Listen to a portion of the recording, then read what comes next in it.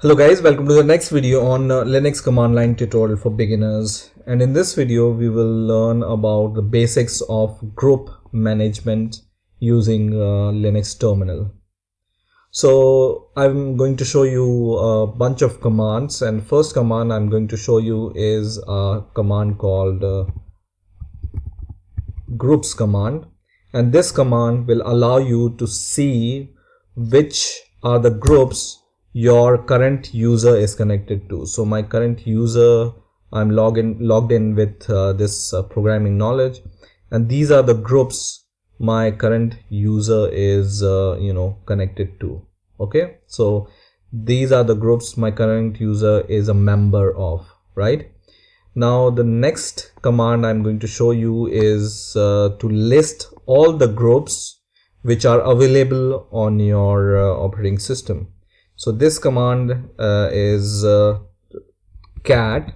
So this is a directory called etc, and in this etc directory there is a file called groups, and all the groups are listed there. So we are going to just write etc and then just write group here and then press enter, and it's going to show you all the groups which are there on your systems, right?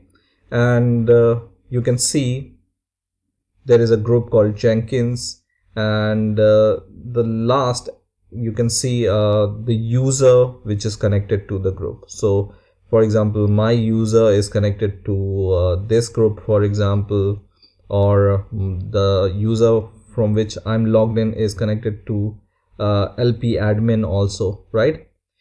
So this is the command for listing all the groups available in your Linux operating system, right? Now the next command is to add the new group to this list of groups. So these groups are added to this file in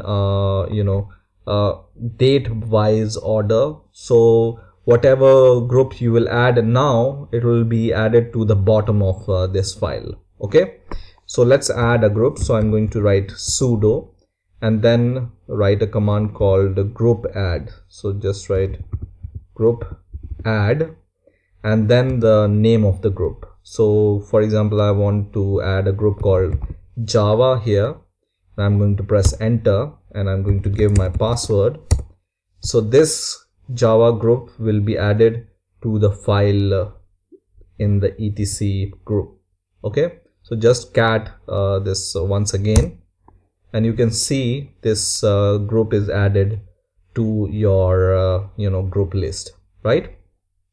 In the same way, I can add multiple groups. For example, this time I want to add CPP group, and then I want to add Python group, and for example I want to add a database group, right?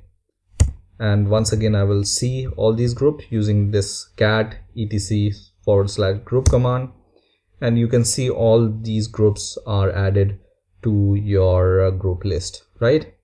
Now the next command is to delete these groups. How we can delete these groups? Okay, so for example, I want to delete the group called CPP. Then I can just write sudo for giving the root access, and then we are just going to write group del for deleting the group and the name of the groups, for example CPP. Okay, so press enter and then list the groups again, and now you can see this group called CPP is deleted. Now the next command I'm going to show you here is how you can assign a user to a particular group. So for example, I want to assign the user, for example this user, programming knowledge, to the database group. How can I add this user to this database group?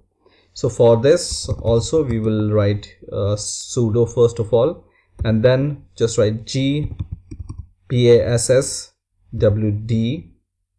right? And then write -a flag for adding the group and -d flag for removing from the group, removing user from the group, right? So first of all we will add the user to the group. So -a flag for adding the user, and then the username which you want to add to the group, so programming knowledge. And then the next is the name of the group you want to add it to. So this is the name of the group you want to add, and this is the command. Okay, so sudo g passwd -a for adding the group, then the username, and then the group name, and press enter. And then we can see the message adding user this to the group this, right?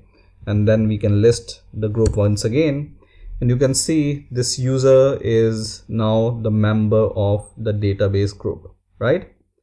Now if you want to remove this user, you can just write, instead of a flag, you can use d flag for removing the user from the group, and press enter. And you can see this message, removing user programming knowledge from group database, and we can verify it by just printing the content of this file again, and you can see the user programming knowledge is no longer the member of database group, right? So in this way you can use group management, and these are some of the commands which you can use for group management in your Linux operating system using terminal. I hope you have enjoyed this video. Please rate, comment, subscribe, and bye for now.